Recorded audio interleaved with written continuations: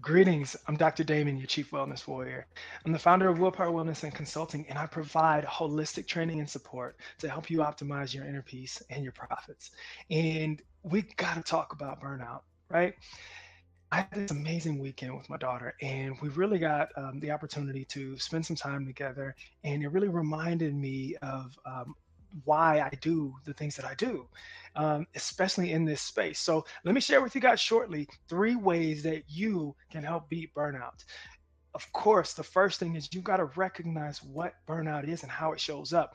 It's it's a term that is used a lot, especially in corporate America, even more especially in the health field. So if you are, as I like to call you, a rehab warrior or a healthcare warrior, you work on the front lines of treating people and training people and helping people, oftentimes when they are in the toughest moments of their life. So we are highly susceptible to the experiences and the pitfalls and downfalls of burnout. So I am here to help you.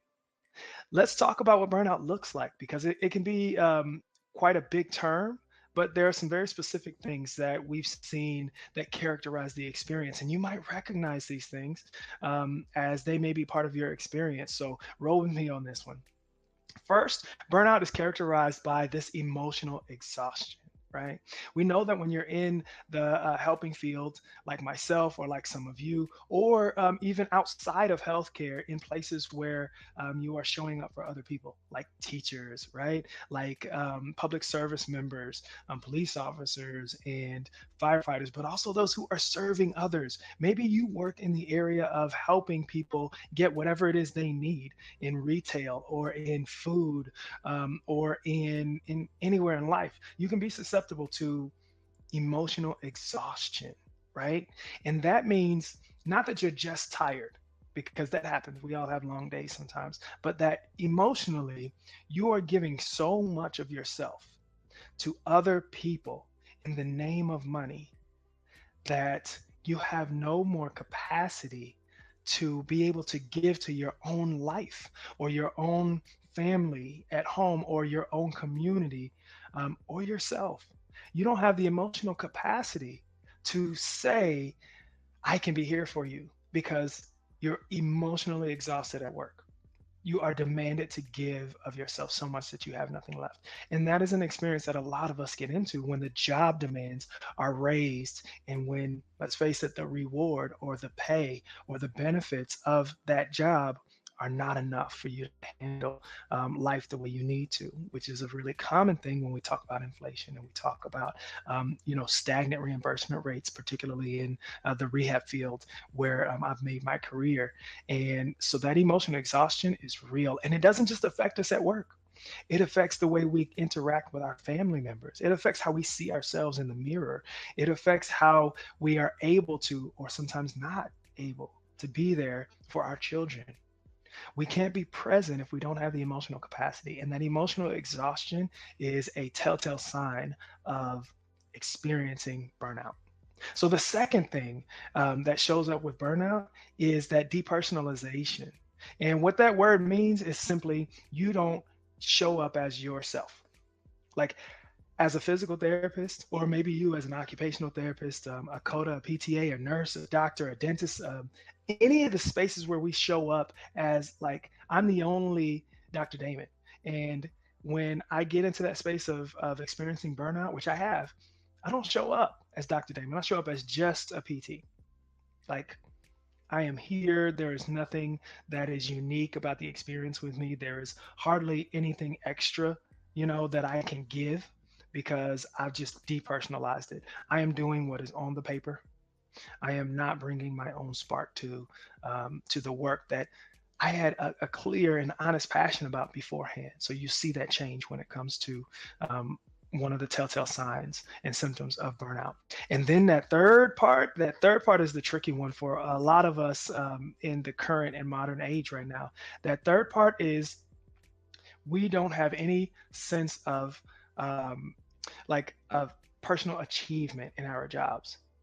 And think about it. When you first got into your career, you first got your degree or your license, your certification, whatever it may be, you were excited, right? And you saw so much potential for what you could achieve, what you could do in that space, either for your patients, for your clients, for your business, for your company, and for yourself. And now you're in this place where it just looks like a dead end to you.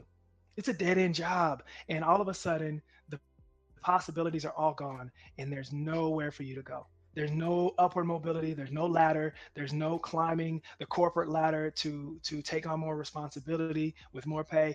None of that. So all you see is that I'm just going to be here for the rest of my life and this is what my career is going to look like. And it's even worse when you've just got started in your first 1, 2, 3, 4, 5, 10 years of your career and you feel like there's nowhere to go. That is the third kind of telltale sign in that trifecta of what burnout looks like. So I hope that you're not experiencing those, but when we see that the research shows that 85% of rehab professionals here in Oklahoma alone are experiencing burnout and feeling underappreciated and underpaid, it's a good chance that you're probably dealing with one or two or three of those experiences. I know because I've been there. Like that's been a substantial part of my experience over the last 13 years as a physical therapist, and then actually has been a big part of the motivation that I have for being right here with you guys. So that's a great pivot into what you can do, right? I told you I'm bringing you three things and three ways that you can beat burnout. Now, for a lot of people, you might be thinking that's a lot to characterize burnout. And I don't know if I'm really in that space. And it's easy to say either you have burnout or you have this amazing, wonderful career. And that's not the reality. There's actually a spectrum. There are stages of burnout that may help you clarify exactly what you may need to move into the life that you want to live with increased peace and profits. So when we look at it, burnout has 5 stages, right? The first stage, and think about this as you are going into your respective career, wherever that may be, whatever area you serve and you work.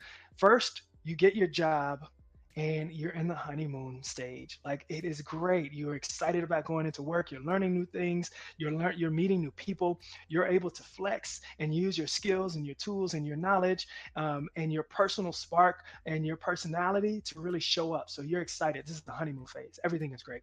You've got, I mean, if you're a new grad or this is a new venture for you, maybe you just leveled up, you got this brand new paycheck and you've got you got the big bucks coming in. Let's not even talk about the feeling of moving into physical therapy with a doctorate degree and the latest and greatest in skills and tools and treatments and connections, and really feeling like this is going to be magical. And it is. It really is. And so you're in that honeymoon stage, but then you move into that second stage. That second stage is when you start to really notice the onset of stress. Now, we're not going to sit here and say stress is bad because we need stress. Good stress is what helps us to propel, to grow, to learn, to move, to get stronger. But I'm talking about the onset of stress that starts to give you a little insight into what's coming down the line. For instance, you're a new grad, or maybe you're in your first couple of years and you're finally catching your stride. And then all of a sudden you start to recognize, well, this job only has one manager position in the company or in the area or in the space. Or maybe you're recognizing, especially in the rehab field, man, it's either I work here and I work the hours they have for me, or I got to figure out a whole new game plan. So the onset of stress is when you start to realize the realities of what your experience is, and that there are some drawbacks and some challenges that you're going to see ahead, which is normal, except when those challenges and the things that bring you stress are foundational to the system. When we see that some of those stressing issues can be that reimbursement rates are going down, and you start to realize they've been going down, right? They've never actually gone up. Never. We don't see that. We don't see that Medicare or CMS or any of the leading decision makers in healthcare are actually paying more money for our service, even when our services are improving in quality, improving in scale, improving in safety. Doesn't matter. reimbursements are just, they're going to go down every year because they're going to keep cutting costs. And that is when it starts to build. And what happens is you move from this place of the onset of stress to chronic stress, because those things don't go away. In my 13 years as a physical therapist, I have been watching the reimbursement rates go down every year, go down. We just took a 9% cut in Medicare reimbursement, and PTAs and codas aren't being paid and reimbursed for the work that they do. It's crazy, right? That's a chronic stress because that's not going anywhere. You're going to have to deal with that throughout your career if you stay on the same trajectory. So that chronic stress, it really starts to affect us. We no longer find ourselves happy to go into work. We're always worried about the next shoe dropping. We're always on the defense, and we carry that stressful response into our homes, into our lives, into our bodies, into how we eat, how we sleep. And we start to see that, insomnia becomes an issue. We start to lean on unhealthy habits and coping mechanisms. And now we're getting into that exhaustion, that emotional exhaustion. We're depersonalizing ourselves so as to protect ourselves from all the hurt and the fear and the pain and the disappointment. And that chronic stress becomes the way we live life.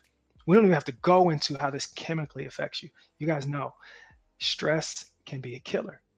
So now you're in this chronic stress phase, but it gets worse. It doesn't really get better when you continue on this path, because now you get into what we call burnout. Now you're in burnout, and it's just, you're apathetic. You really have nothing to give. You don't feel like there's anything for you to take. And you're just in this space of showing up physically, but emotionally, spiritually, professionally, energetically, done. Done. How many of you have been in that space? Because I know I have. This is something that digging out of that space takes a lot of work. And what happens is when we don't have the skills and tools, we get into that final stage, which is the worst stage. This is habitual burnout. What that looks like, because you're like, well, I mean, how can it get any worse than already being in that space? Imagine being burnt out in a career, in a job, in a place that no longer serves you. And you say, okay, you know what? I got to get out of here. This job is not working for me. I quit. You quit the job, and then what do?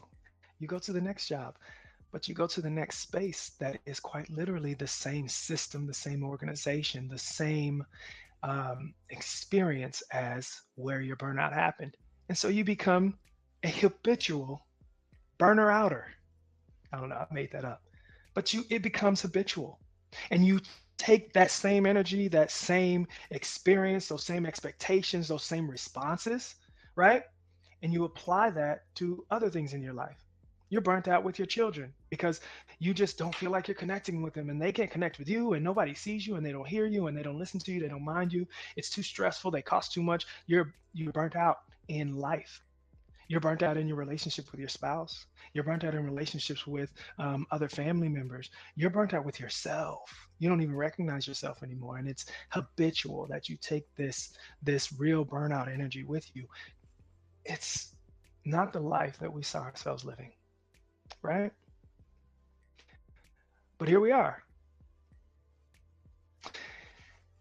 You're not alone, because so many of us are experiencing that, especially with the advent of COVID, with rising inflation, with this looming depression, with the reality that no matter how hard we've worked and sacrificed financially, physically, emotionally to get to the place that we're at now, even when we're grateful for it, we can't even see ourselves being able to save enough money to buy a home.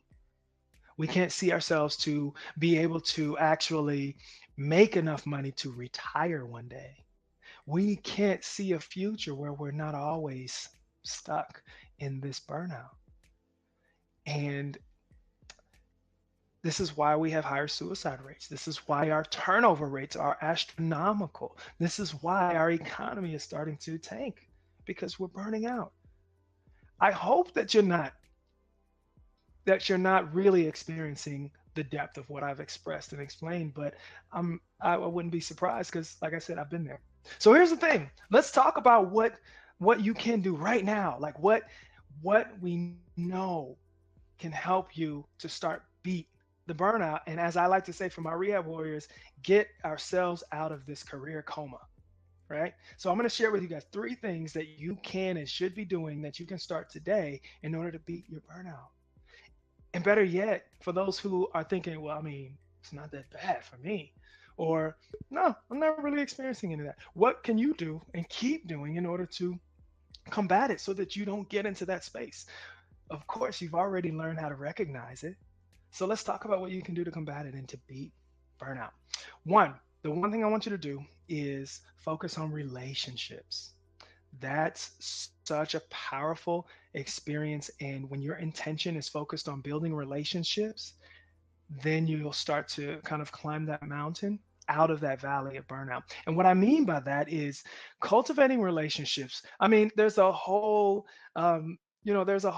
lifestyle of careers and experiences and people out there who's like what they serve is in that space of helping to cultivate relationships. And that's great. But I want you to start now with the relationships that are right in front of you with the intention of building a better relationship today than you had yesterday. So if we break that down to just some simple things you can do on the spot, be a better listener. Like, be a better listener to those in your life.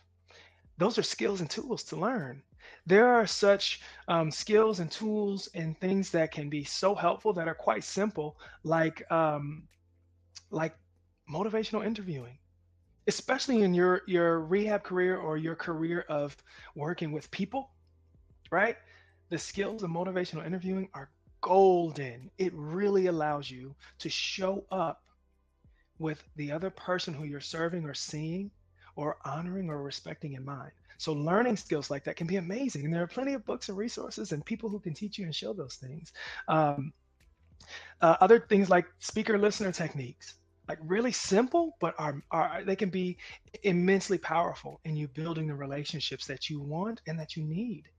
Another way is just to prioritize your relationships. Go to those in your life right now and tell them, hey, you know what? I feel like I've been a little distant, or I feel like I haven't spent enough time with you because of maybe the job and the stress, but I want to do that. How can we start that today? So, that number one tip and the number one thing you can do to beat burnout is to be intentional about building better relationships. And sometimes that just starts with the conversation. So have the conversations and start the conversations. And if you don't know how to start them, find out. There are plenty of people who can help. That's one of my main passions, is helping people to learn those skills and tools to grow so that they can show up better for themselves and for those that they care about and they serve. So number two, number two is you got to do the work. Like, you've got to do the inner work. I talk about my mission and my passion for optimizing inner peace and profits. There's a reason that inner peace is the first part. And there's a reason that inner peace is the word and not just peace or peace on earth or peace in your career. No, inner peace is where it has to start. So that number two of really doing the inner work, you've got to figure out what works for you, though. Like, I can't sit here and tell you that to do the inner work, you have to become this yogi, or you have to learn how to meditate, or you have to learn to speak and act like Gandhi, or you have to go to this church or this religion. No, but you've got to commit yourself to do the work to figure it out for yourself. That can look like becoming or exploring more spiritual aspects of yourself. That can look like getting your body in order so that you can function better, i.e., exercise and eating better. That can look like finding different ways of meditating. For me, that personal tool and skill and experience that I carry with me now, like 5, 6 years later, is Tai Chi. It is a meditation and movement. And for me, it works to help ground me and do that inner work to really show up as my best self. And then, of course, I share that with my patients and my clients. So you got to do the inner work. And here's the thing. I'm not here to tell you to go read all the self-help books. I'm also not here to tell you that you've got to go to see a psychiatrist and get on medication. What I'm telling you is there's a spectrum. And depending on how severe your experiences of burnout are and how much they're affecting you in your life, you got to figure out where to go on that spectrum. It can be as simple as reading the right books or listening to the right podcasts that help to spark the ideas and kind of build the emotions that you need to grow and to do the inner work. It can go as far as from there to actually connecting with groups that are there to help support you and build you as a community, working with a health and wellness coach like myself or like others out there, working with a life coach, working with a dietitian, working with a personal trainer, working with a physical therapist or an occupational therapist or someone who can help you really move into that space of connecting your mind and body, working with a physician, right? A psychiatrist or a psychologist, and even up to that space of bringing all those things together. But you got to be able to do the inner work and commit to it. So start. That's all I'm saying. Start. And if you don't know where to start, there are plenty of people to help you. So that third one, that third part that I want you to really, really focus on, that's going to help you really beat the burnout. Because we've already talked about the first part, right? We talked about the first one of really focusing on relationships and putting into your relationships, pouring into them, if you will. The second one is doing the inner work, working on yourself. You can figure out where to start. Just little changes, little reflections, little thoughts, and little actions matter in that space, right? And the third one, now we come back to the third one of find joy in your work. And here's the thing. Here is a this is kind of a cheat code. It doesn't mean you have to find joy in the exact job or even career that you're in right now in this moment. What that means is find joy in work. Find joy in things that you are putting energy into, right? So maybe you are so lucky to be able to find work or find joy in the work that you do in rehab or in healthcare, right? Or in serving others or whatever space that is. I personally had this moment of leaning into finding joy again in my work. I really learned some new skills and tools that were very specific to my work as a physical therapist that allowed me to find more joy and more excitement in really treating my patients because that's what I was doing on a daily basis. Even when I was treating like 14 to 16 to 18, 20 patients a day, I was able to find joy in it. And that's the thing that you've got to learn to do. Now, let me also say that for some of you, the career you're in, that career coma I've talked about, maybe it's just not it for you anymore. And that's okay. Find joy in doing other things that allow you to expend that energy in a joyous way, i.e., a habit. uh, uh, I could say this word, hobby, right?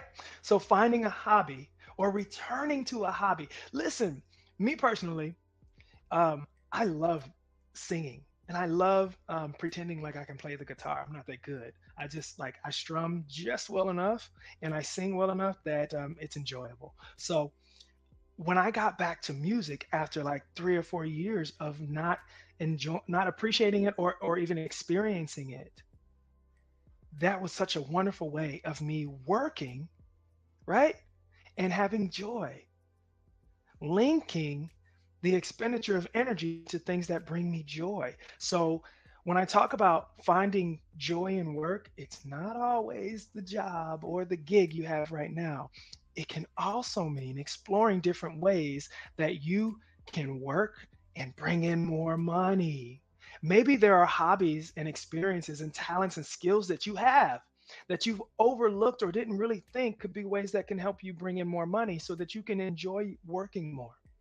For some of the people I've worked with, that literally meant, hey, I know I love being in the rehab space and being a physical therapist, but I am so burnt out of working a PRN job or a weekend job.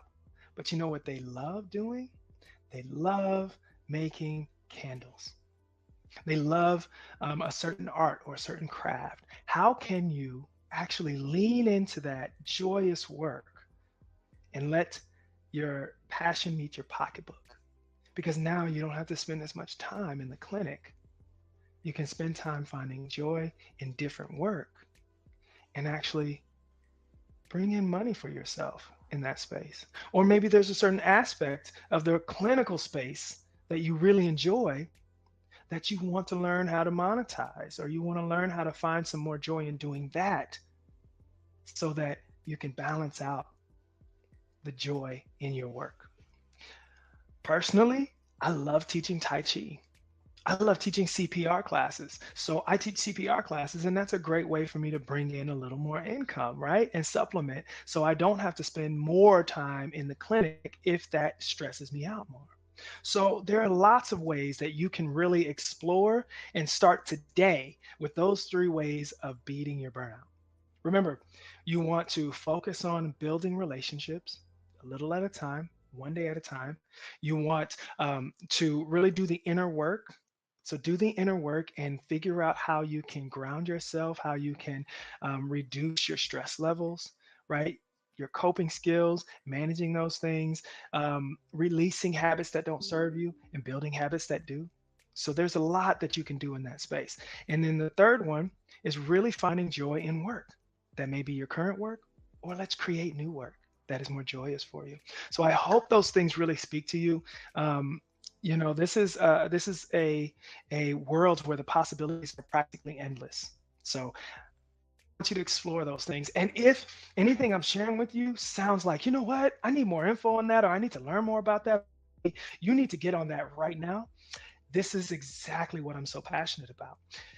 I want to welcome you guys to learn more, right? Go to my website, thewillpowerwellness.com, and book a conversation. Let's have a wellness check in so that we can see if maybe I can help you along that journey. Or maybe I can point you in the right direction of who can help you to put those three things into action and really take your life back.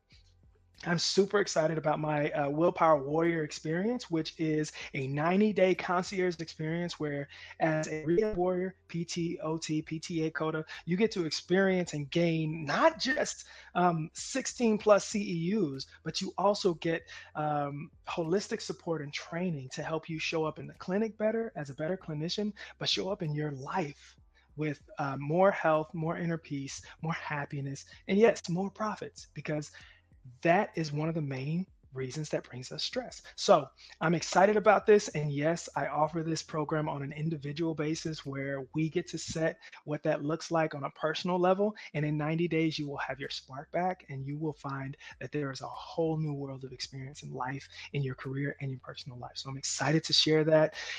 Also, I do this for groups. So when we talk about this experience, if you're a clinic owner, if you are a manager who has a team under you and you want to build stronger bonds and relationships and reduce burnout and stress, which let me tell you, it is lucrative because there are businesses like Johnson and Johnson who are saving 250 million dollars over a 10-year span just by doing programs like this.